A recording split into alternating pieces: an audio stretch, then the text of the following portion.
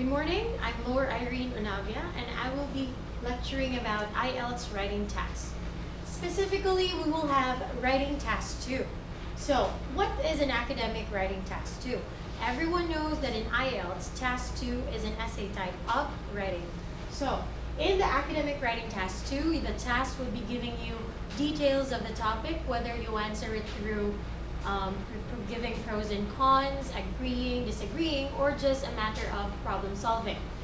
Here we are going to have how to write IELTS academic task 2. Basically, we would need these 3 things: introduction, body, and conclusion.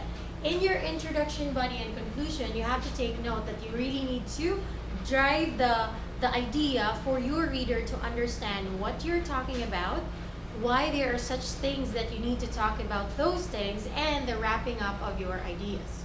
Let's start with introduction. You need to answer these 3 things. What is this? Why am I reading it? And what do you want me to do? So, what is this? You need to pick out a topic as to what you're going to write about. Why do you think that people should be reading that agenda? So, you need to establish or let the person know that they really need to know about that information. And what do you want me to do? Of course, there should be an action that needs to be done.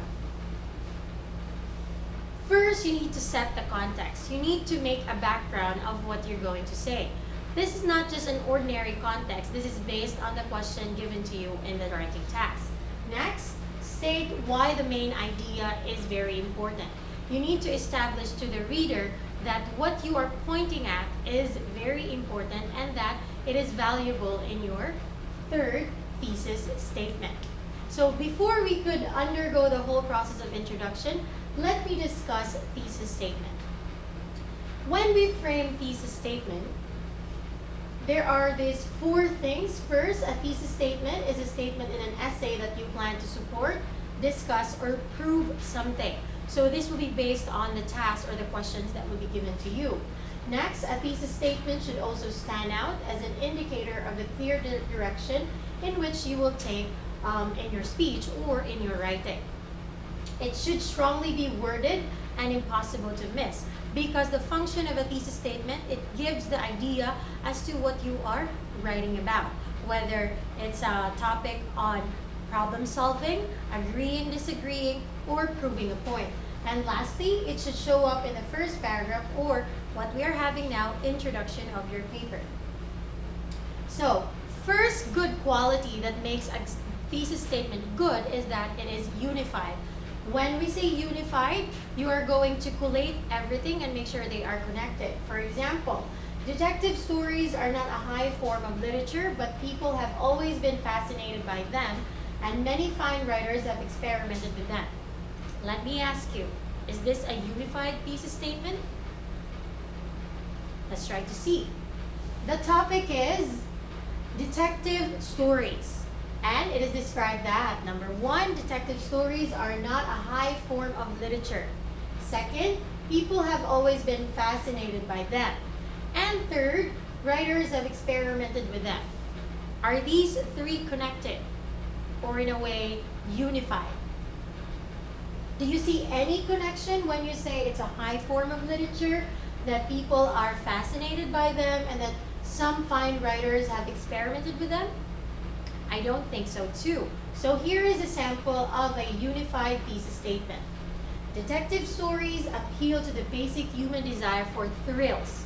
So these 3, high form of literature, people have always been fascinated by them, and writers have experimented with them, are what we call as the thrills of the human desire with the topic detective stories. So this second bullet is an example of a good thesis statement, which is a unified one. Another good factor of a thesis statement is you have to make sure it is specific. Why do you have to make sure it's specific? It is because you need to let your reader know what you are talking about. You should not be vague. It should not be of very general topic or very vague topic. It should not be ambiguous, nor it should not be implied. So an example, James Joyce's Ulysses is very good. What is our topic? The Ulysses story by James Joyce. and it is described as very good. How good? To what extent is it good? Which part of James Ulysses' James Joyce's Ulysses makes it good? So see, that is not specific. Very vague, and you do not even know the context as to why it is called as a very good story. Here is a sample of a good thesis statement which is specific. James Joyce's Ulysses helped create a new way for writers to deal with the unconscious. It is good because it creates a way for new writers to deal with the unconscious. So you need to set a specific information on what you are writing or what you're talking about. That is a good thesis statement. But you have to take note, when we say you need to be specific, you have to make sure you don't have to give too much detail, because that would make it giving away the idea of your essay. For example, James Joyce's Ulysses helped create a new way for writers to deal with the unconscious by utilizing the findings of Freudian psychology and introducing the techniques of literary stream of consciousness. This is too specific. You're already giving away supporting details of your claim. So, a good thesis statement should be specific if it has the right amount of specificity in your context. Now that we've established a good thesis statement, let's go to writing a thesis statement. For now, I'm going to give you a topic, which is dream job. I will give you 5 minutes to write a thesis statement for a dream job. Dream job is not yet specific, of course. It's still a vague topic. You are to choose which part of the dream job you want to write about. So maybe I will give you 10 to 15 minutes. You may start.